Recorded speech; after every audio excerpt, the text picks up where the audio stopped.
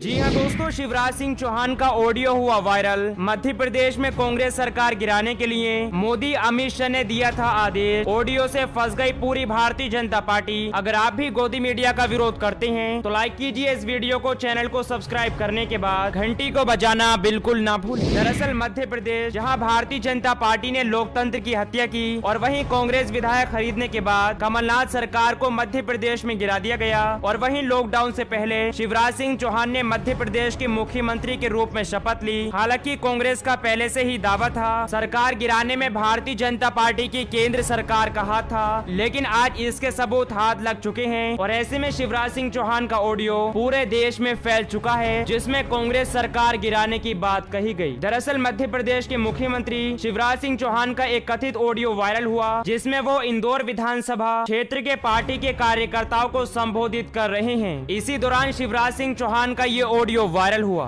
केंद्रीय नेतृत्व ने तय किया कि सरकार गिरनी चाहिए, ये बर्बाद कर देगी, तबाह कर देगी।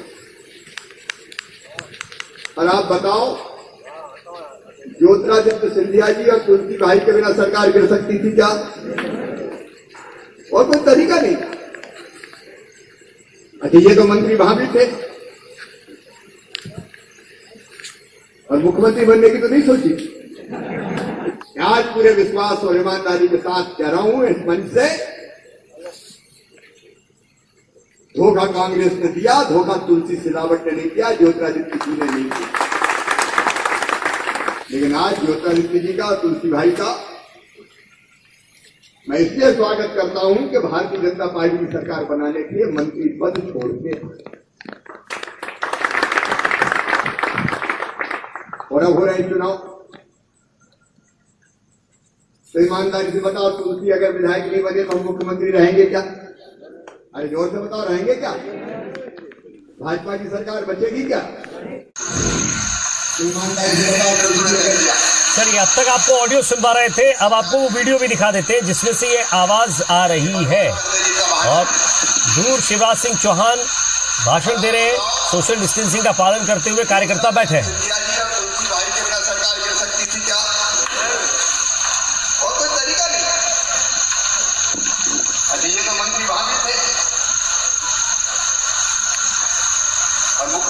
देखा जाए तो ऑडियो में शिवराज सिंह चौहान को कहते हुए सुना गया, केंद्र सरकार ने तय किया कि सरकार गिरनी चाहिए, नहीं तो मध्य प्रदेश में कांग्रेस सरकार तबाह और बर्बाद कर देगी। इसके बाद शिवराज सिंह चौहान ने पूछा, आप बताओ क्या सिंधिया और तुलसी के बिना मध्य प्रदेश में कांग्रेस सरकार गिर सकती थी और कोई तरीका नहीं था? शिवराज ने कहा कि कांग्रेस का दावा है कि सिंधिया और तुलसी सिलावट ने कांग्रेस को धोखा दिया, लेकिन सिंधिया और तुलसी सिलावट को कांग्रेस ने ही धोखा दिया है। ये दावा ऑडियो क्लिप में शिवराज सिंह चौहान कर रहे हैं। देखा जाए तो अब भारतीय जनता पार्टी और केंद्र सरकार पूरी तरह से मध्य प्रदेश में कांग्रेस सरकार गिराने के लिए फंस चुकी है। और वहीं कांग्रेस ने पीएम मोदी, गृह मंत्री अमित शाह, शिवराज सिंह चौहान के खिलाफ सुप्रीम कोर्ट जाने का दावा किया है, क्योंकि भारतीय जनता पार्टी की केंद्र सरकार ने आदेश दिया मध्य प्रदेश में कांग्रेस की सरकार गिरनी चाहिए।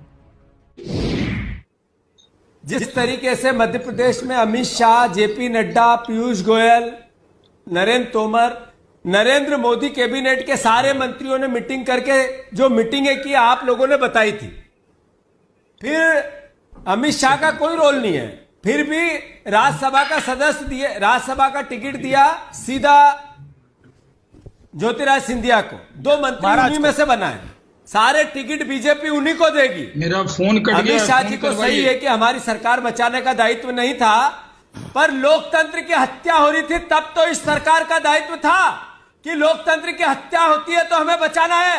जब आने वाली पीढ़ी बताएगी कि 1000 करोड़ रुपए के बजट से नरेंद्र मोदी, अमित शाह अगर किसी राज्य का सरकार को गिराना चाहते हैं तो यह लोकतंत्र की हत्या है या नहीं है?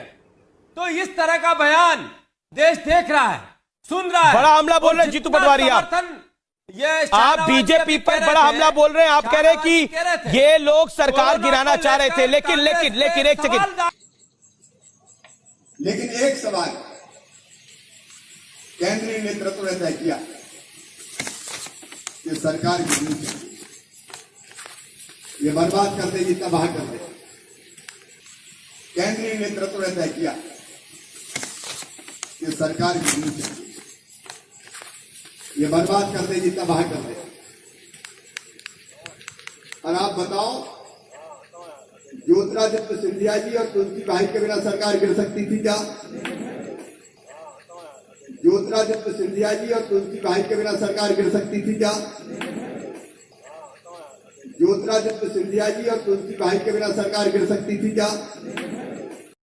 कांग्रेस पार्टी ने कहा, मध्य प्रदेश में सरकार गिराने के लिए केंद्र सरकार का सबसे बड़ा हाथ है और वहीं मोदी सरकार ने कांग्रेस सरकार गिराकर लोकतंत्र का गला घोटा है। ऑडियो सामने आने के बाद भारतीय जनता पार्टी एक बार फिर से देश के सामने बेनकाब हो चुकी है कि आखिरकार भारतीय जनता पार्टी सत्ता में आने के लिए क्या क्या कर सकती है। देखा जाए तो शिवराज सिंह चौहान के ऑडियो ने पूरी भारतीय जनता पार्टी के लिए नई मुसीबत खड़ी कर दी है और वहीं इस ऑडियो को लेकर भारतीय जनता पार्टी में पूरी तरह से सन्नाटा छा चुका है।